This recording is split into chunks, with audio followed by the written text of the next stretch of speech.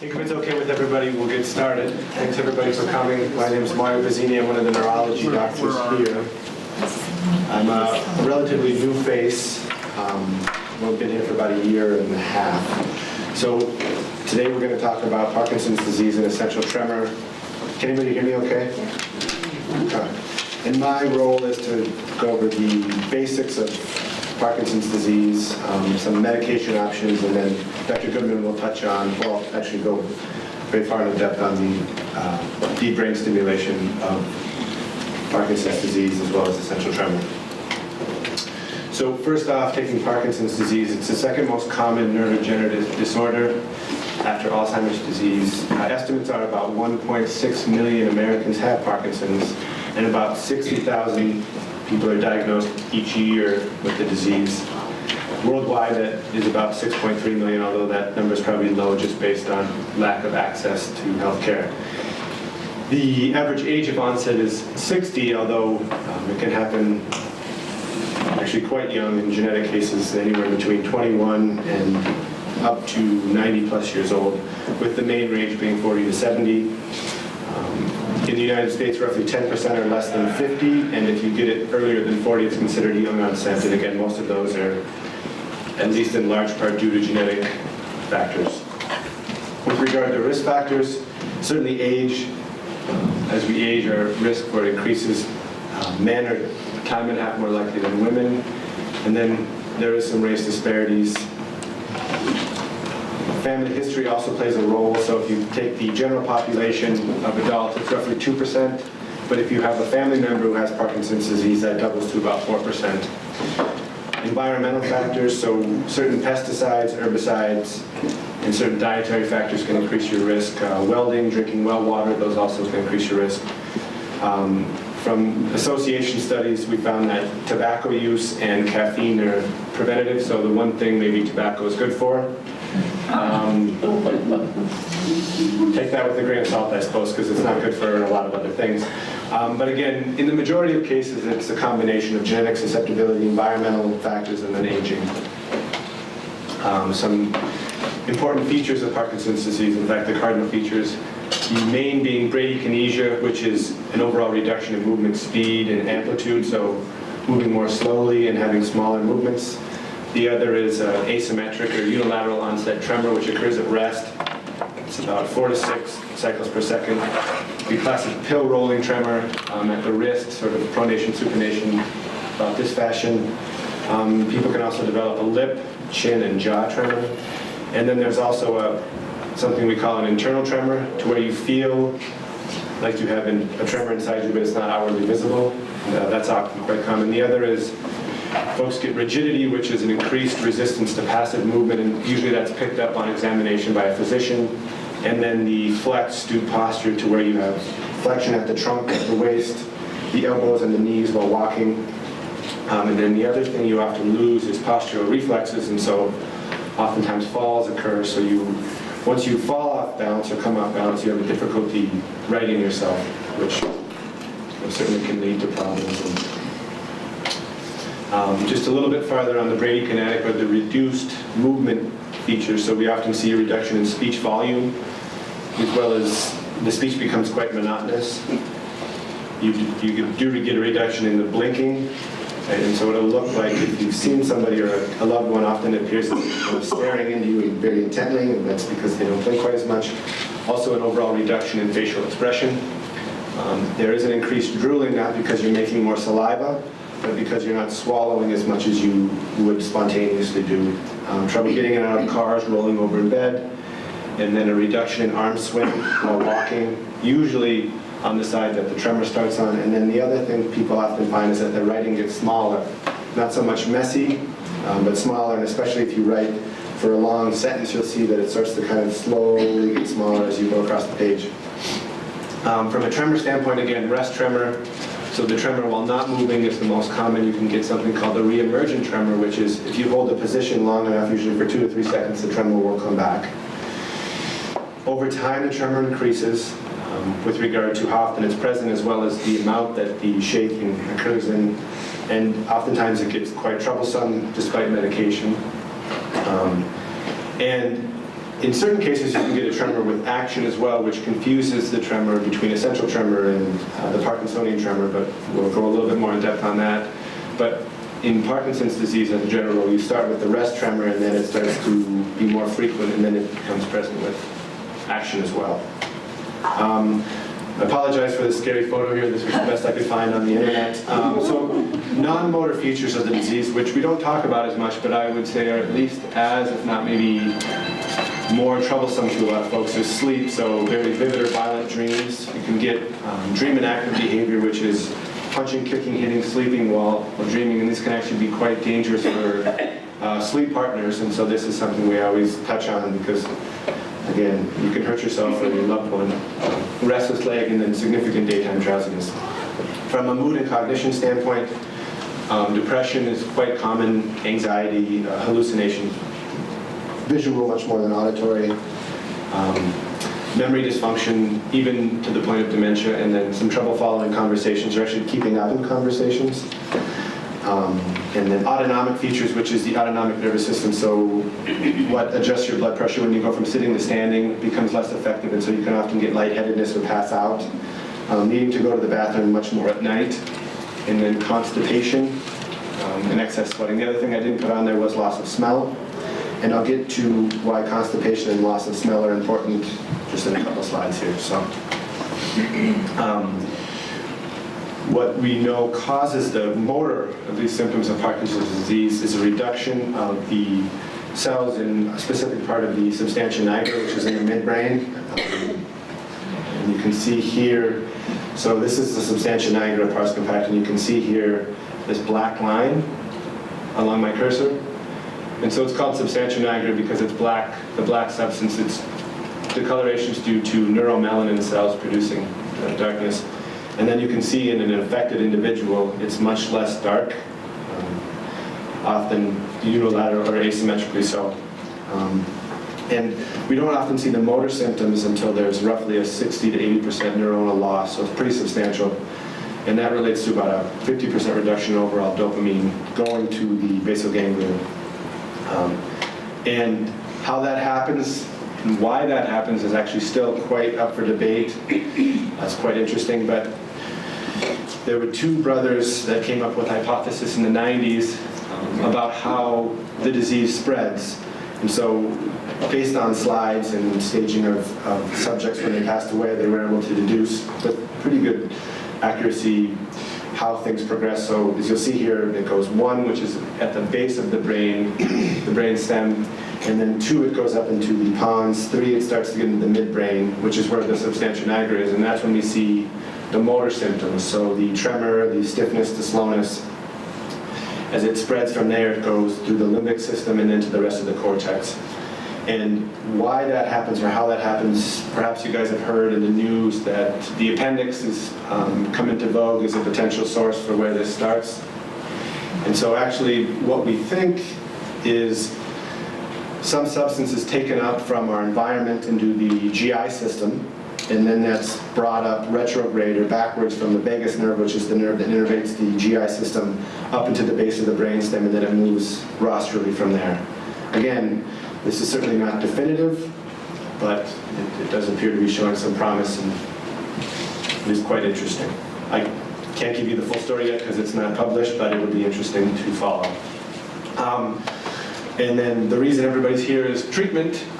So to a certain degree, treatment depends on where you are when you get diagnosed with regard to how severe symptoms are and then your age. And so the reason for that is certain treatments can cause problems over the long term. And so if you're diagnosed at a younger age, we would go a different route, which I'll get into, or at a later age and disease is more severe, we try to aim for something that's more effective or most effective from a medication standpoint, which is the carbidopa-levodopa or the Sinemet medication. The disease progresses over time. We don't have a way to stop it, although there is a drug in study, and we'll see how that goes. I'm not overly confident that that's going to be the home run that we hope it is. And then again, as the disease progresses, we get to a point where medication becomes less effective and often leads to significant side effects. And so from an ineffective standpoint, we get a fair bit of wearing off, which means if you're set to take your doses 3 times a day before you're due to take your second dose, you have a reemergence of the tremor or stiffness or even anxiety. And then dyskinesia is the other unfortunate thing that often happens, and that's actually extra movements when the dopamine is at a higher enough concentration. So you may find that, your loved ones say, oh, you're very fidgety, you're moving around, your neck's moving, your arms are moving. I don't know if you've seen Michael J. Fox. He's a pretty good example of somebody that has profound dyskinesias. And at a certain point, despite changing doses, changing medications, we can't get the medication to a good enough concentration to cure the stiffness, the slowness, the tremor without causing profound and disabling dyskinesia. And at that point is when we look for our surgical colleagues to help us, but we'll get to that in just a second. Some treatments, because not everything is medication. There's some lifestyle or non-medical treatments. So physical therapy plays a huge role, both with helping with gait and balance, but also working on the big program or programs like the big program to improve movement speed. Voice training is something else we focus on, learning how to kind of almost yell to get that voice out there. And then in day-to-day life, it's not yelling, but it's more audible to family. And then exercise, there's a debate out there whether vigorous is better than sustained, and I think vigorous may be winning at this point, but again, any exercise is better than no exercise, and so if you can't or don't feel safe doing vigorous exercise, sustained exercise is great. From a medication standpoint, we have several medication classes, the dopamine precursors, the levodopa, again, which is the most effective, dopamine agonists, monoamine oxidase inhibitors, dopamine releasers, dopamine synthesizers, and anticholinergic medications, which are essentially for tremor. Surgical interventions, again, we have focused ultrasound, and then ablative procedures, which is essentially putting a hole in the part of the brain we think is causing the problem. Deep brain stimulation, of which there are many, many targets, and Dr. Goodman will touch on that. And then there's an intestinal suspension of levodopa and carbidopa called the Duopa pump, which works by putting a continual amount of levodopa and carbidopa into the system at all times, which is quite interesting. Apologize for this slide, it's awfully busy. It's just to highlight that there are multiple options at each stage. Perhaps I can put these slides up and folks can take a look at them if they'd like. I'm not sure going into all of these, their side effects and what they're used for would be helpful, and it may be kind of confusing, but essentially the mild disease, we have a tendency to focus on medications which are maybe overall less effective but less likely to cause side effects, and then as disease progresses we move more towards medications that are more effective but often have more side effects, and then when we get to severe disease we're left with less options. And then deep brain stimulation, I'll just touch on this very briefly because this will be talked about at length. But from a neurological standpoint, the selection criteria are we need to have the disease for 5 years, because early on there are disorders much like Parkinson's disease that are difficult to differentiate. And so within 5 years we think those atypical are features that point you more towards a different disease. So progressive supranuclear palsy, Lewy body dementia, corticobasal ganglionic degeneration, multisystem atrophy are able to be known, so we wouldn't proceed. The other is you need to be quite responsive to dopamine. And so if you don't have a 30% benefit with dopamine, the chance that the deep brain stimulation is going to be helpful is less likely. And so what we say is, to a certain degree, the benefit is of DBS is as good as the best medicated state. So excluding the dyskinesias, but as good as you ever were on medication is the best we can hope for from a deep brain stimulation standpoint. And so that's something to keep in mind. The other thing we look for is, again, the dyskinesias, so the extra movements, which are not helpful and sometimes harmful, despite the best medical treatment we can do. And then, again, a resistant tremor, which we can't fix with medications. Normal brain MRI, and then we need to rule out significant cognitive deficits as well as profound depression, because a certain implantation site is not guaranteed to cause worsening cognitive issue or worsening depression, but puts folks at significant risk, and there has been some trouble with deep brain stimulation in folks that were depressed, and this wasn't addressed prior to surgery, and then they ended up committing suicide and things. So again, that's why we do cognitive evaluation prior to the deep brain stimulation. And then obviously being in good health, right? You don't want to go into a brain surgery and not be in good health because it's not something that's as easy to overcome. Benefits, again, briefly. In one study in the VA from 2009, folks achieved roughly 4.5 hours of extra on time with DBS versus the best medicated state. And so what on time is medications are working, you're moving well from a stiffness standpoint, tremors controlled, and you're not having extra movements. And so if you figure 4.5 hours in a day when you're up for maybe 16 or 12 hours is a pretty huge impact on your life, and so that's very helpful. Reduction of dyskinesias, motor fluctuations, versus just levodopa alone was 70%. And then in one study done by a gentleman named Buoto, bilateral DBS plus levodopa, carbidopa, reduced off dystonia by 90%. So, usually with the DBS we can reduce the dose, which reduces dyskinesias, but we keep it on and we have actually significant benefit together. From an essential tremor standpoint, switching gears, much more common. Perhaps 10 million people suffer with essential tremor, although in a recent study they found that perhaps 70% of people that think they have essential tremor have not been diagnosed by the doctor, and so a lot of people don't go to seek care, and so the number is probably much larger than 10 million, to be honest. There is a bimodal or onset at 2 age groups, so at the second decade, so 20s to 30s is quite common to get it, and then also 60 to 70 is another common time to get it. Again, the tremor is usually bilateral, although people often notice it more in their dominant hand. And the tremor is, with posture and then also with movement, and so it gets in the way of drinking tea, eating soup, I should say, writing, certainly. And here's a writing sample of a person with essential tremor here.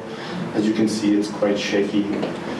The tremor worsens with time, almost across the board. Unfortunately, the rate at which it varies by person, so we're unable to say, if you had tremor at onset at 25, you'll need deep brain stimulation by 33. We can't say that. Some people, the progression is much more slow, others is quickly.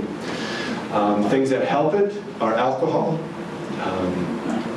And so unfortunately, before we had treatments or surgical interventions, some folks became addicted to alcohol to control the tremor because it was uncontrollable. It certainly gets worse with stress and anxiety, caffeine, as well as certain medications.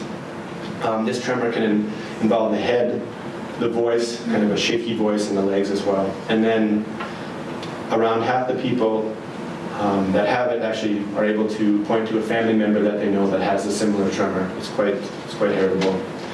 Treatment, we have two, I would say, pretty effective treatments. The beta blocker medications, of which propranolol is the first choice, and then primidone, which is a very old anti-seizure medication. It's also a very good choice. Those both have side effects.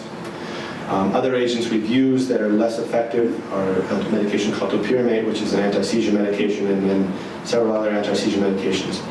Benzodiazepines, so the clonazepam or alprazolam work quite well. Unfortunately, at a dose that controls tremor, it's tough to function on those medications, and so roughly half of the folks do respond to the medications. We have certainly nobody has a cure of their tremor with medications, but it's about a 50% benefit.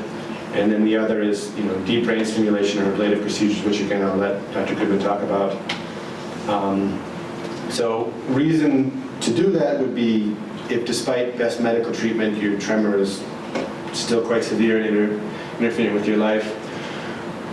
Based on the majority of studies, we think if the DBS is implanted correctly and stimulation settings are optimized, there's a very substantial reduction in tremor, between 70 and 90%. And then if you have head tremor or voice tremor, that's often improved as well with bilateral DBS. And in most cases, you do move towards bilateral stimulation just because the tremor is relatively symmetric. Although that said, I'm not sure your practice, but a lot of folks where I came from in Vermont got one side done and then the other side, they get the contralateral side or the opposite side of their dominant hand because that's something that bothers them more. So, sorry if I rambled. Any questions? Yes, sir. For the deep brain stimulation, does that have an effect on the on time and the off time? Yes, sir. Yeah. I'd like to know how that. Yep. So for those specifics, I'll defer to Dr. Goodman, but essentially the off time was improved by about 80% in certain cases, and the on time, depending on which study you look at, because there's been many studies on this, probably somewhere between 20 and 30%. Could you define on time versus off time? So on time, so there's three times. So on time is on time without troublesome dyskinesias, and then on time with troublesome dyskinesias, and then off time. So off time is an under-medicated state where you're stiff, slow, tremor. So essentially the medication isn't at a high enough concentration. On time without dyskinesias or troublesome dyskinesias is where you're moving well, the tremor is not particularly bothersome, but you're not having extra movements that get in the way of your day-to-day functioning. Okay, so this doesn't relate to on with the stimulator on. No, sorry, yep, so I apologize for that. So, yep, so that, the stimulator is on. Okay. But on time as far as from a functioning standpoint. Yes, sir. Do you continue to use carbidopa-levodopa with this procedure? In most cases, yes, you would. And what about with essential tremor? Do you still take medications? So essential tremor, there's a better chance to get completely off medication. Of the total surgeries, and I know this is kind of hard to say, but if you take the total surgeries for Parkinson's, what percentage of those surgeries would be considered successful? So studies would tell you 80 to 90% of patients receive some benefit. Success is different though, because success implies meeting the goal that the person and the surgeon had, and so that's tougher to quantify, to be honest. But benefit, you know, in the Unified Disease Rating Scale for Parkinson's, the UPDRS, of people that underwent DBS, roughly 80 to 90% did have reduction in their UPDRS scores. But success is tough. Yes? Essential tremor is a different disorder from Parkinson's. Yes. Even though there's a tremor in Parkinson's, it's not Yep. the same as essential. It's a different kind of tremor. So the tremor in Parkinson's is more of an inactive or resting tremor, whereas the tremor in essential tremor is a kinetic or action tremor. Yes? From your slide, I got the impression that Lewy bodies are just part of Parkinson's. Yeah, the terminology is unfortunate. So Lewy body disease has Lewy bodies, but so does Parkinson's disease. Those are the pathogenic entity, which they're comprised of alpha-synuclein among other components, but those are what damage the nerves themselves. It just so happens that the gentleman that named them also named Lewy body disease, and so there's some confusion, unfortunately. Yes? You said that you want the patients to have been diagnosed with Parkinson's for 5 years to rule out other kinds of nervous disorders. Do people age out?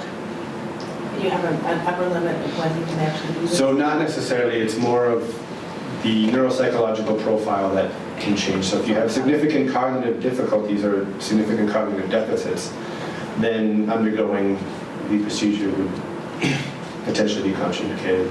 And so it's not necessarily that you have to have it for 5 years, but there are diseases that act like Parkinson's disease that folks wouldn't receive much benefit from with DBS, and so we're putting them at undue risk, and so it's good to wait. Now there's other folks out there that would say early implantation is better, and so again, that's, jury's still out on that, but usually we wait at least 3 years, if not 5. Goodman makes that call. Okay. Yep, I make very few calls. How do you distinguish the atypical Parkinson's from Parkinson's? So there's certain findings on examination, which I'm not sure we have time to get into, but each disorder has certain we'll say, clinico-pathologic, as well as cardinal features, or at least features that would point you more towards a disorder apart from Parkinson's. And is essential tremor one of the atypicals? at No. all? So the atypical Parkinsonian disorders would be progressive supranuclear palsy, corticobasal ganglionic degeneration, multisystem atrophy, and Lewy body disorder, as well as pure autonomic failure, but that's pretty easy to differentiate. So.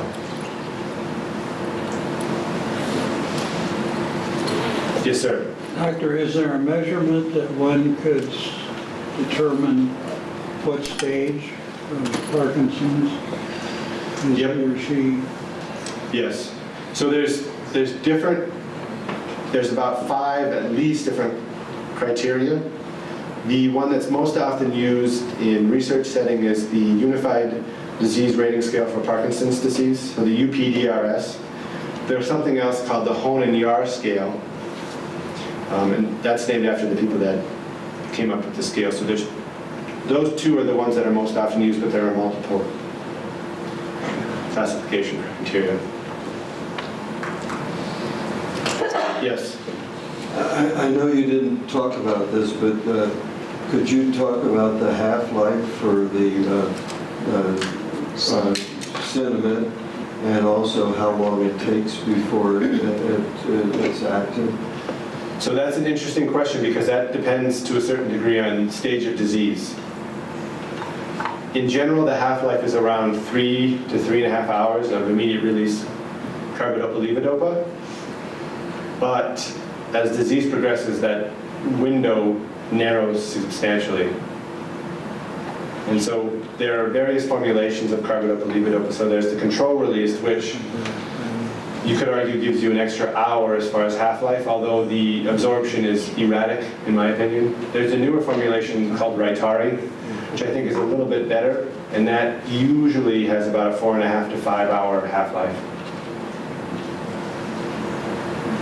The other question is, how long does it take after you take the pill to be effective? Yep, so that's incredibly dependent on the stage of disease you're at, the amounts you take, whether it's immediate release, controlled release, the Rytari, and if you've had a relatively protein-heavy meal recently within about a half an hour. With that said, in somebody that's newly diagnosed, somewhere between 15 and 30 minutes, but as the disease progresses, it takes longer for the medication to kick in because you need more to be into the bloodstream. And sometimes, as the disease progresses, you will have doses where you don't get any benefit, and they just don't kick in, and that's sporadic. So I wish I could give you an easy answer for that question, I'm sorry. Okay. I gotta say something. I was diagnosed with tremors, and the doctor that diagnosed me with it gave me the propranolol, and it really didn't help at all. And so I quit taking them, and I decided to get a hold of another doctor and see if they would help me prescribe something, but they wouldn't do it. So what you have here, the brain stem therapy with the whole, would that actually help with tremors, or is it just for Parkinson's? Nope, so it's actually, DBS was first approved, you can correct me on this if I'm wrong, but in essential tremor, and so that's where we first started using it. It's in a particular nucleus in the thalamus. It's incredibly helpful. But I'm sorry you went through that, but propranolol is not the only option from the medication standpoint. So there is another There are other options. Yep. medicine other than having to go through that, putting it in your brain, and what kind of doctor to go to? So most doctors should have a familiarity with essential tremor, but I can't speak for everybody, so. Try that. Yes, ma'am. So, you explained that Parkinson's is a progressive disease, so it continues marching along its pathway, right? So supposing someone has DBS and has a very positive result, about how long will it be before the Parkinson's catches up and overtakes it again? So that depends on the stage at which you get the DBS implanted and also how long you live.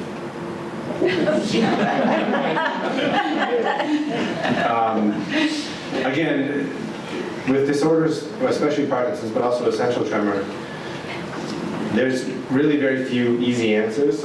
I'm not trying to be glib, but there are a lot of factors. And it really depends on the location, the stimulation needed. And again, I don't want to get too far into Dr. Goodman's talk, but the location and the stimulation needed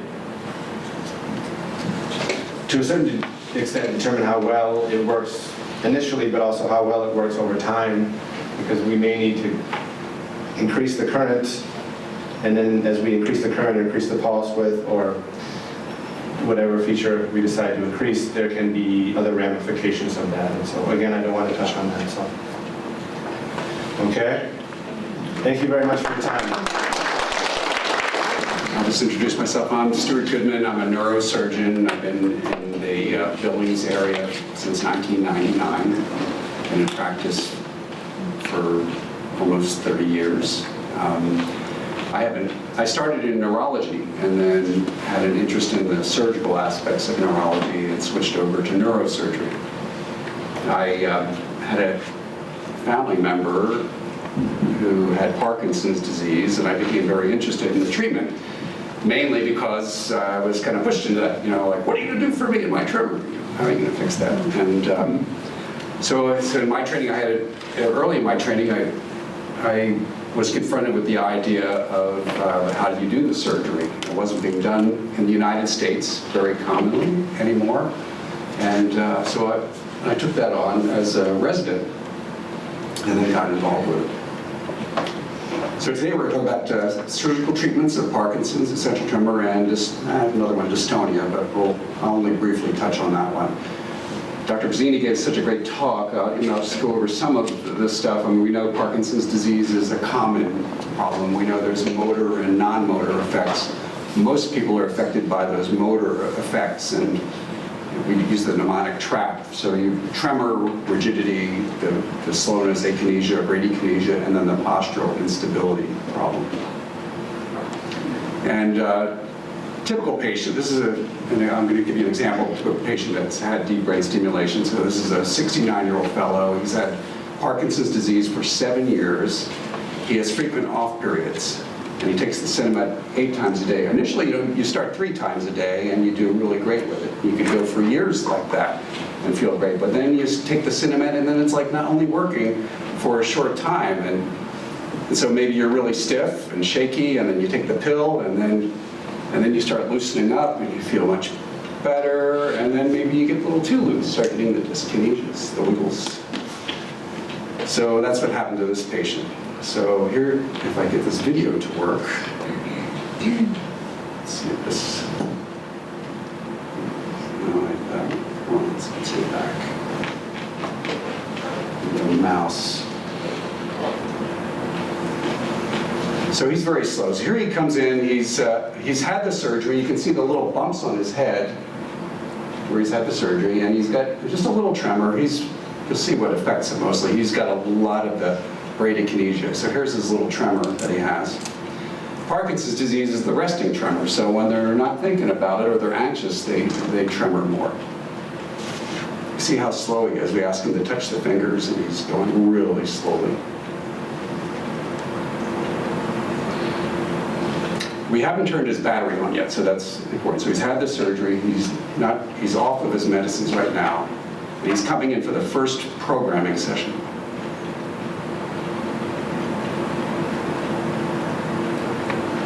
And you look at his face too. You'll see that his affect is kind of a flat face.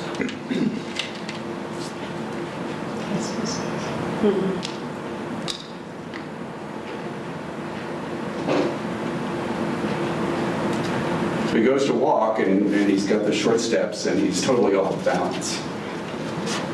Without the walker, he leaps forward and almost falls flat on his face. He's been doing this for years.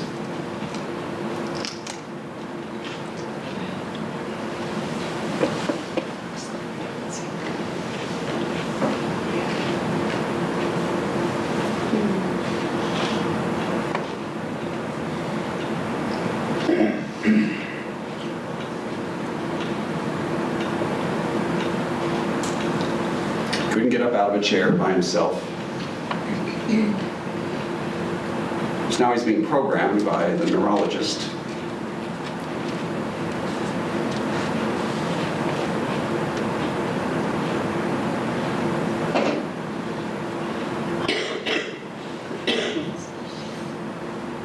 Sometimes that first programming session takes a little while. They have to figure out the best settings. And now we see what he can do. So now you see him moving. So no medications, DBS is turned on.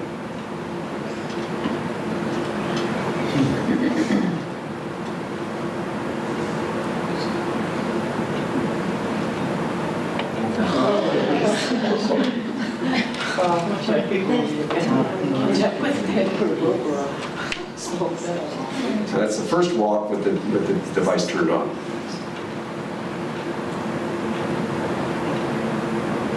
He's standing straight. He's standing straight.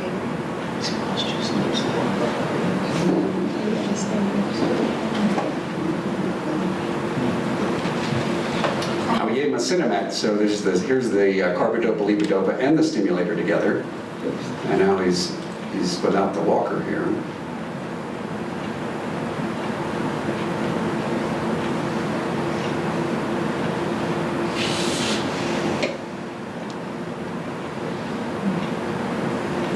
His face is still pretty flat. This is right before he left the office. And we bring it back 3 months later. Here he is 3 months later. And you notice his expression is better. His movement's better. And he's takes minimal Cinemet now at this point now. What is minimal Cinemet? If he's feeling anxious, he'll take it. Like if he's going out for dinner or something. So here's something you could never do before, is Now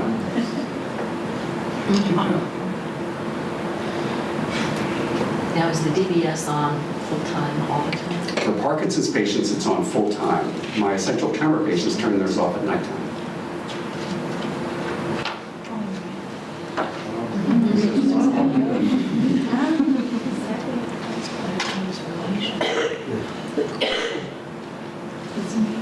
So this worked for this. It brought his life back. He's passed away since we did this. This is 2001 that we did this procedure. And he'd come to my talks, and once I was on a stage and I asked him to come up, and he actually leaped up on the stage.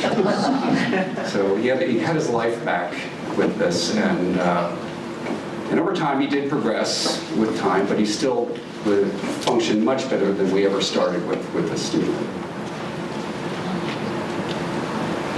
And that's what we like. That's what we want to see.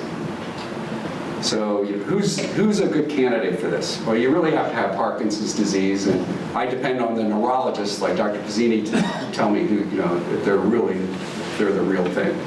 There's no MRI test or blood test that tells me it's really Parkinson's disease. But some people have that are very characteristic. Now this is a little bit of what Dr. Pizzini talked about. These are the things that scare me as a surgeon. So these are all the things that look like Parkinson's disease, but are not necessarily Parkinson's disease. And if I do deep brain stimulation in any of these things, it might not work, except for the essential tremor.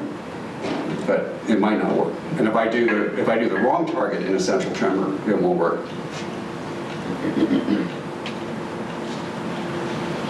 The symptoms, to summarize, and the things I look for, the things that suggest another diagnosis: early dementia, early problems with balance, problems controlling the blood pressure, like they stand up, blood pressure drops, and difficulty swallowing. That can happen in people with Parkinson's disease, but not early. Goals of the treatment, so how does all this stuff work? Well, we know that we want to increase the dopamine that's in the brain. I mean, that's the goal, increase the dopamine. But without the dopamine, you have overactivity in certain areas of the brain. There's a structure called the globus pallidus, and there's a structure called the subthalamic nucleus. And in these structures, they're overactive. They're chaotic without the dopamine. In the treatment of Parkinson's disease, it was first kind of by accident. So accidental injuries, operating on an aneurysm, when little blood vessels at the base of the brain, these little blood vessels come off, and the surgeon operated and caused a stroke in the patient that had the aneurysm. But the patient had Parkinson's disease, and the patient was better after having that little stroke.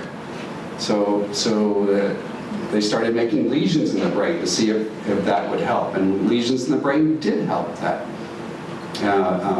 And then they started doing surgery on the thalamus, knowing that that was the place where things tended to happen for tremor. And at the time that I started all this, the thalamotomy was the surgical option. In the United States, what happened was the L-DOPA came along, and neurologists started using L-DOPA, and they stopped referring patients for the surgery, and the surgery disappeared from the United States essentially for a while.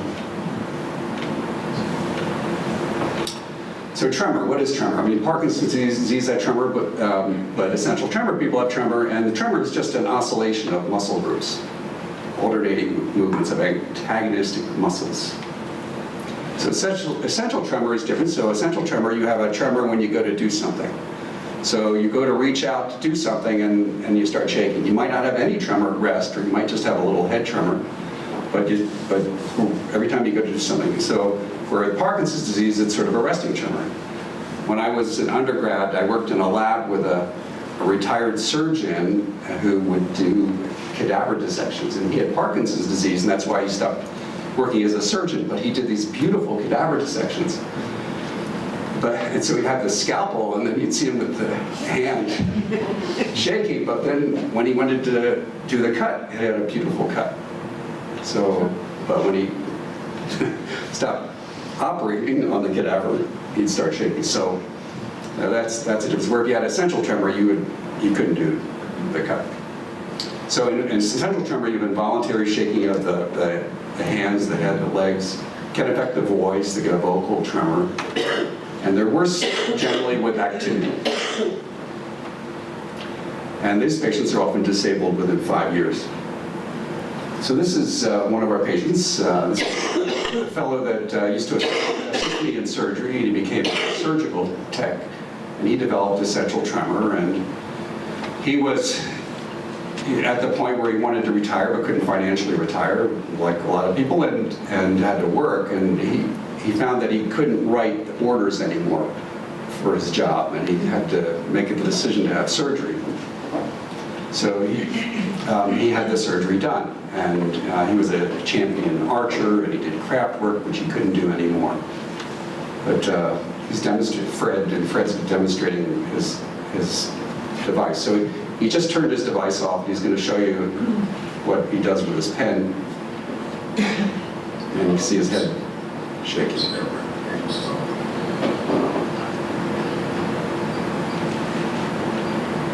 he goes to touch his nose with the pen, and he shakes the line.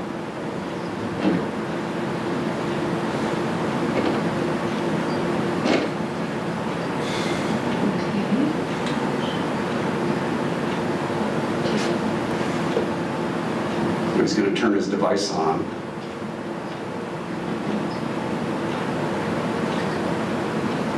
It takes a couple seconds to kick in.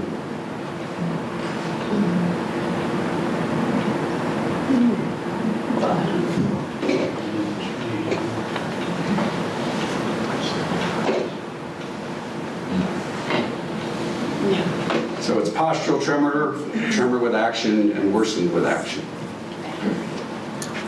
Initially, when it's mild and you don't mind having a glass of wine with dinner, then it might help you eat dinner. alcohol helps. Of course, alcohol can cause a tremor too, so it can work against you ultimately. When you say claustral, how does that relate to the tremor? Well, just like they're holding their hands out and they start shaking.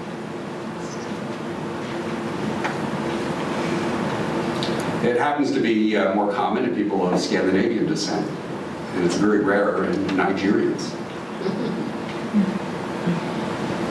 And we don't know the genetics. It's probably mostly passed on. But if a patient has tremor before 40, it's probably genetic. And what's the neurology about? So it's interesting when I examine these patients, I'll have them do the heel-to-toe walk, and almost all of them have some slight imbalance in that. So we know there's something that has to do with the circuit with the cerebellum, the bottom of the brain.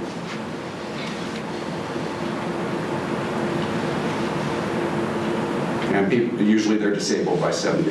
There's diagnostic, there's other things that can look like tremor, that can cause tremor, and there's drugs that can cause tremor. So you have to be careful that they're not taking some sort of a medication that's causing this. And there's lots of medications that can reduce tremor, alcohol being the primary. Dystonia, this is kind of a horrible genetic disease. Not that common in this area of the world, but patients get kind of a twisting, writhing. It happens, it's an adolescent disease in particular populations. Also responds to deep brain stimulation. Nobody here has that. So the background, surgical procedures. So I told you about by accident they saw making lesions in the brain. That was the way to do it, and that became a standard of care for a while. And I went over to, I helped work on a software program to do Parkinson's disease using CAT scans, and I got sent over by my university, and I got sent over to Switzerland to learn how to do this surgery, because it wasn't being done very many centers in the United States. And there we were doing thalamotomies. We're making holes in the thalamus for this. When we would test draw a little picture, when you're doing this lesion, the thalamus is kind of round like this, and there's the main motor tracks that go by, and you want to make your lesion right here. And so we would put a little probe in, and we'd run the probe out. We had a little J on it, and I could run the probe out to the main motor tracks and run it at a very slow rate, and I could tell how far away I was by how much voltage, and seeing the hand start to move when I stimulated. But then what we would do is we would have the electrode here, and we'd run it at a high frequency just to see if it was effective. And we'd watch the tremor, and as we turned it to a high frequency, we'd see that the tremor stopped. And I remember telling my professor, I said, why don't we put an electrode that we were using, put it in there and run it at a high frequency, see if we could stop tremor with that. And he said it would never work. But it was 3 months later that somebody in Paris did that. Dr. Bennett did that in Paris. So this is from my Swiss days. And this is us putting some electrodes in the brain. So it was didn't get approved until the 90s. In Europe, it was approved in 1987 for putting an electrode in the thalamus to stop tremor. And then it was later approved to put in this, under that, in the subthalamic nucleus to stop the Parkinson's symptoms. And I could add the line that, well, we have some new equipment now that's been approved, so there's new equipment coming in, and that's changing things as well. And some new equipment has been recently FDA approved. So the depression study that's in the works. So that didn't pan out. I mean, it's been out there a long time, and I'm not hearing, Yeah, I'm just wondering how that. Yeah, when I made this slide, I was figuring, that I would be doing DBS all the time for people, with depression, but yeah. What about the depression in Parkinson's? Does it have an effect, DBS, on the depression in Parkinson's, or No. is that hard to tweeze out because you're depressed because you have Parkinson's? Right. No, I don't think that has an effect, except that people do say they get their life back, So, yeah, if your life is suppressed because of the Parkinson's, it may help that part of it. The advantages of doing the electrode versus making a lesion, if you make a lesion in the brain, you can't undo that. I mean, you get what you get. Whereas I can pull the electrode out, and we can readjust the electricity. My friend who we did the electrode on has a speech problem to begin with, and when he has his stimulator on 2 settings. He has one setting where his tremor is completely controlled, but it affects his speech a little bit. And then he has the other setting where his speech is okay, but he has just a tiny bit of finger tremor. So if he's out with his wife, he chooses to have just a little bit of finger tremor. But if he's an archery champion, so when he's doing archery, he puts it on the other setting.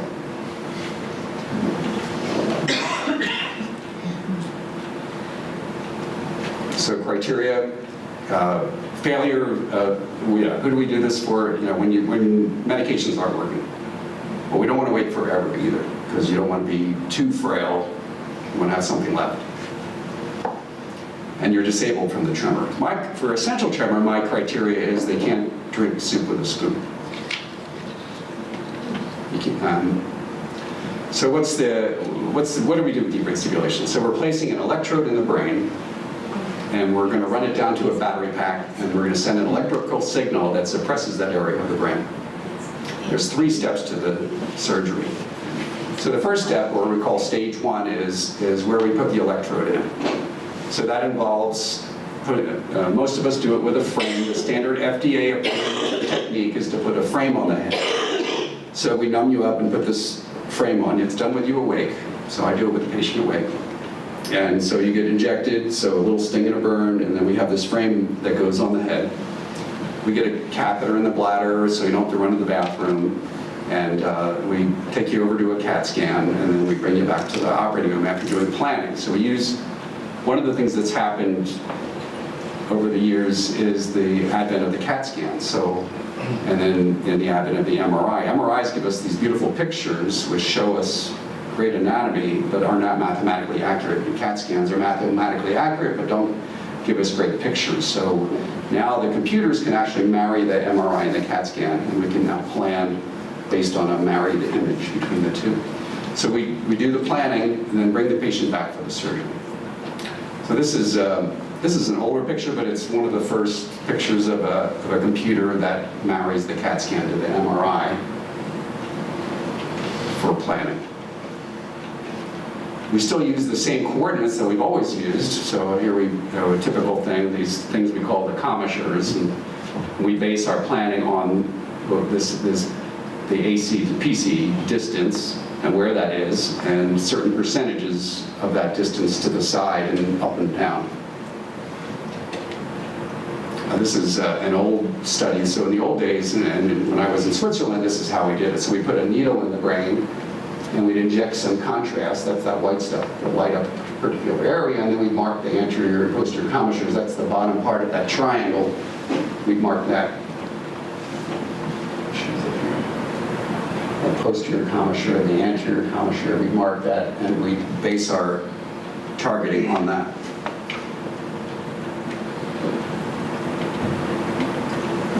So this is one of the more modern screens. So here I have an MRI that's been married to the CAT scan, and I have the programming, and I can actually, the computer gives me some coordinates, and then I can look at that MRI and say, I think I need to be a little bit to the left because of the MRI, so I can actually change my position.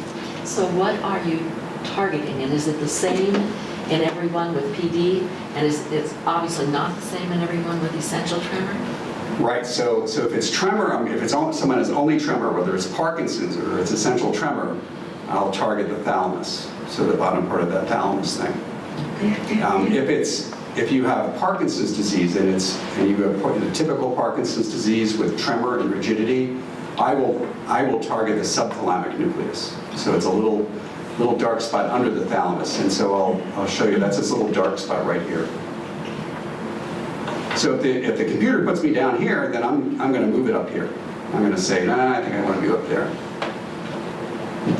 So we can adjust our target based on the MRI.